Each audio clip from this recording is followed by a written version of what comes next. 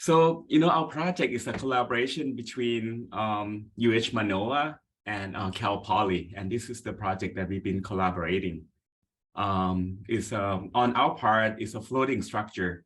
For the Cal Poly part, it's going to be about evacuation center, and this is the glimpse of the project. The site itself is located right by a beach park that facing a parking lot and the ocean. So what we try to do is to bring in the parking lot and spill over to the ocean using floating concrete barges method. And as you know, Honolulu is a little rock in the middle of the Pacific. So this is where we are. And we get to go to California to look at the latest technology, what they have to offer at the COST lab in California.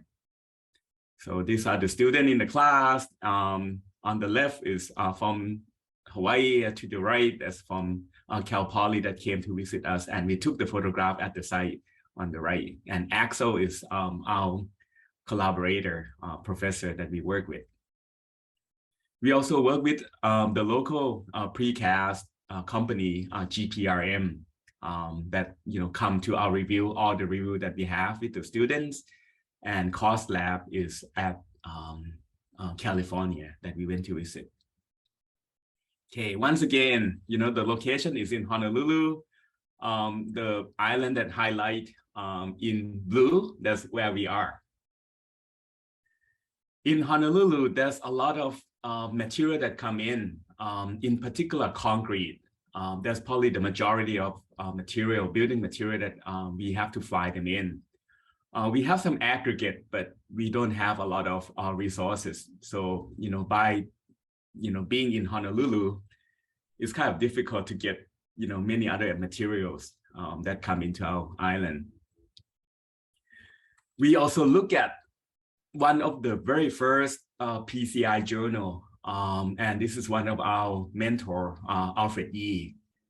And we look through all the old journals and we start to identify like, what do we understand as an architecture students? So this is one of the articles that we found that it's very approachable for us to read and understand. And this is the structural engineer that we did a lot of research on. His name is Alfred Yee.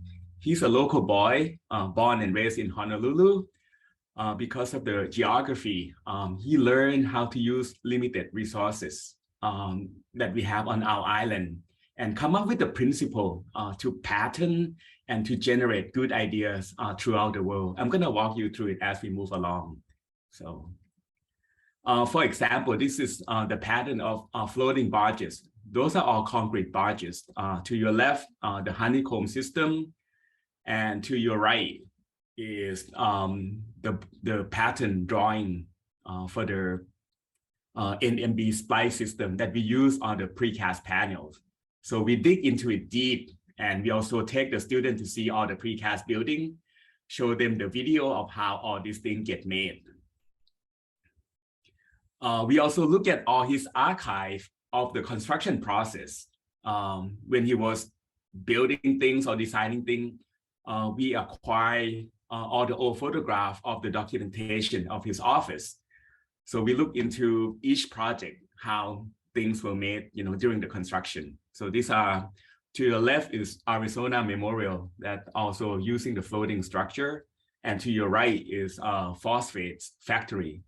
It's the barges, big, huge barges that's still floating somewhere in Mexico now. Not only we look at, during construction, we look at how engineer convince the client to be able to sell the ideas of how they're going to construct it. To your left is the hand-drawn rendering of Alfred Yee office, of how, they propose to extend the harbor out by Pearl Harbor area, and all the typical piling and, process of the construction. To really dive into it, that it's not just anything that we add onto it, it's the whole process that matters. This is some of the student work. I acquired 100-gallon fish tank in the back of my office, and then we really test it out and how we can do it. And this is some of the example of the floating structure for public housing to really dive into the idea of living in the middle of the Pacific, the water rising issues that we have, and also what we are going to be facing in the next 10, 20 years, which is the natural disasters and the idea of the resiliency. So these are some of the examples of the projects and some studies, floating members. We use typical, easily findable material that we can find on the island to make it as a model. And we also, this is another class that I'm doing. It's a studio class with Cal Poly. It's a floating barges that we try to do. And we try to integrate precast as a way that how can we use it to, as part of their food sources. To your right is how we can integrate precast as a coral to grow, and also the way we can farm seashell and oyster. That's the site. And we break it down into elements. What type of precast do we have? Double T, tubby T, floating barges, and really utilize it to the best degree. And for this case, we're using honeycomb system that Alfred Yee come up with. These are some of the examples of our rendering of the park. And this is the part from the evacuation facility from Cal Poly students. And yeah, this is also evacuation facility from Cal Poly that help us out.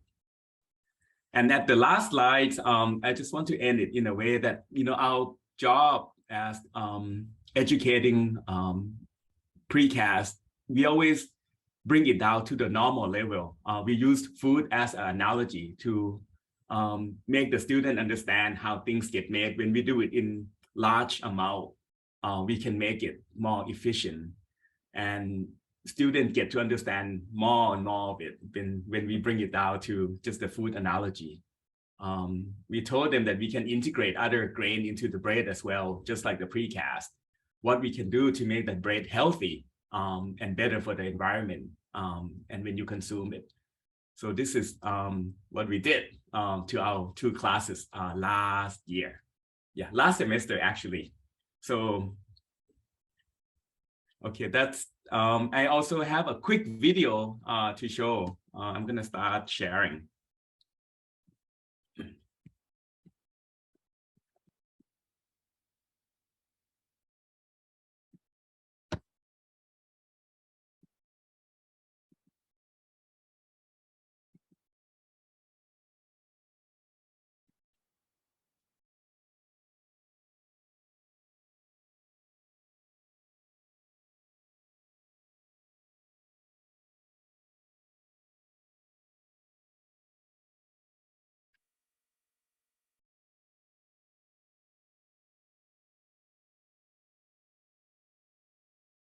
Yeah, these are the barges with a lot of double T, and we use it as a parking garage in the space below, and just connecting Honolulu Park. And well, we're not seeing the video. Oh, you guys are not. Okay, sorry.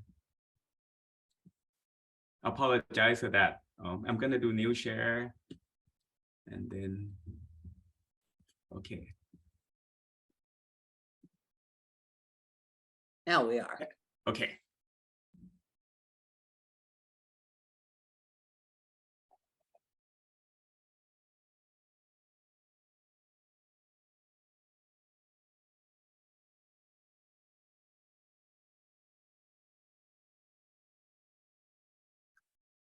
And in Honolulu, the precast factory is located so close to the ocean.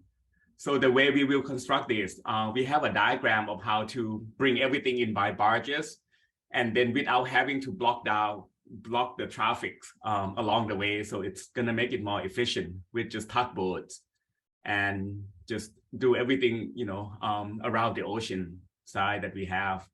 So this is a part of it that we try to encourage more and more to solve the problem of resiliency and the water rising that we're facing at the moment on our island. So And I hope this can contribute, for some other instructor that can generate some interesting ideas for your class as well.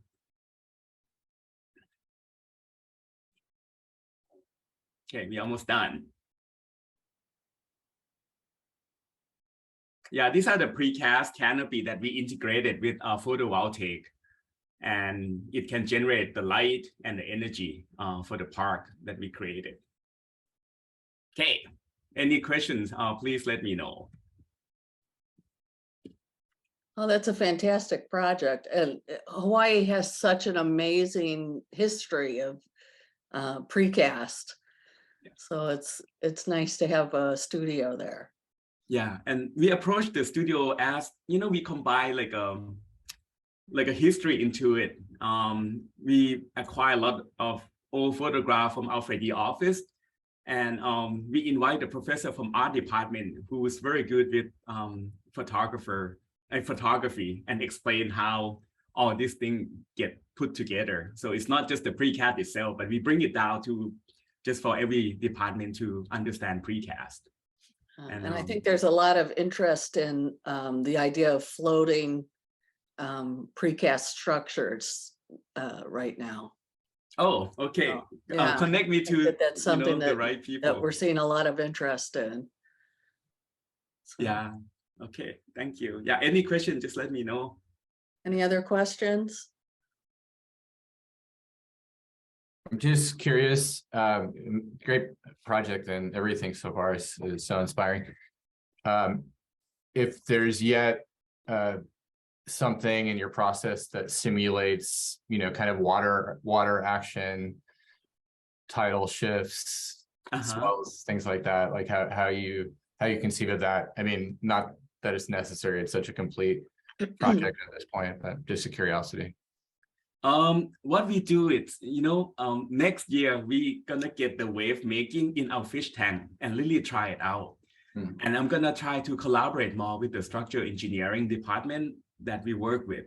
There's one person, Ian Robertson, is also the guy that can help generate the wave. That's the next thing that I'm gonna try to do. As far as the ocean, we haven't gone down in the ocean yet because of the liability issues. We might do it as a little bit of a test strip in the pond. There's a place in Honolulu that has a lake that we're gonna try it out there.